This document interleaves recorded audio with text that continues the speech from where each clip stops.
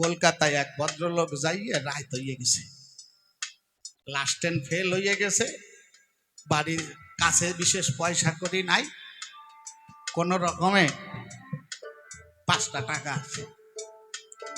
এখন 5 টাকায় তো কোনো হোটেলেও থাকা যায় না, তাই পাশেই একটা লজ ছিল, ওই লজের মালিকের কাছে গিয়ে বলছে, দেখেন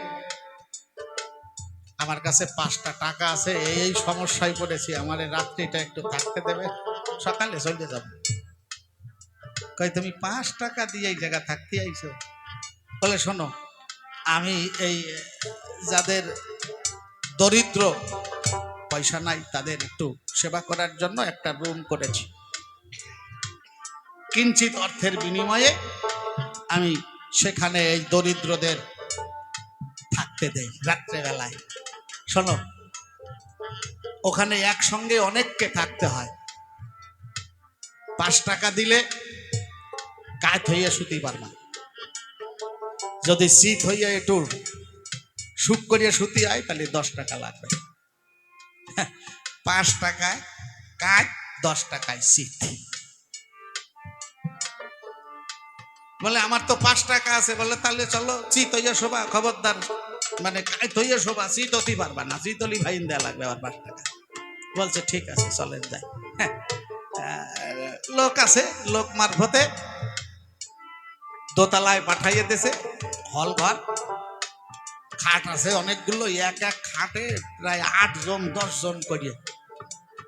এক খাটে যদি 8-10 জন থাকে, বাবা জায়গা থাকে, এমনিতেও তো জায়গা নাই, তার মধ্যে 2 পাশ থেকে একটু সরাইয়ে গুতইয়ে ওটা চাইপে চাইপে মাঝখানে কাজ করে ঢুকাই দিছে। বলছে রাত ধরে কাজ হইয়ে থাকবা, শীত হবে না, খবরদার, তাহলে অঘটন ঘটবে, তাহলে তোমার জরিমানা দেয়া লাগবে। অত চাপের মধ্যে একভাবে কাজ হইয়ে কতক্ষণ শুয়ে থাকা যায়? ওনার আবার শরীরটাও সেই রকম, একেবারে আমার এই কাকার মতো, দেখেন না, একেবারে খামারের শুয়োরের মতো দেখা যাচ্ছে, এইরকম চেহারা, বুঝলেন? চাপে কতক্ষণ থাকবে? রাত 2টোর সময় উনি একেবারে ওই আলস্য ত্যাগ করার ভান করে অত্যাচারে শীত হয়ে পড়ছে, 2 পাশ দিয়ে 2-3 জন ধপধপ করে পড়িয়ে গেছে। আর এই নিচে লোক আছে, উনি শব্দ পাই আইছে, ব্যাপার কি? শব্দ হইল কেটা শীত হইছে, দেখে ওই ভদ্রলোক শীত হইয়া পড়ছে। কাই ফাইন দাও। কাই কেন তুমি শীত হইয়া শুইছ? টাকা দেছো কায় তৈয়া শোয়া, শীত হইয়া শুইছ, ফাইন দাও।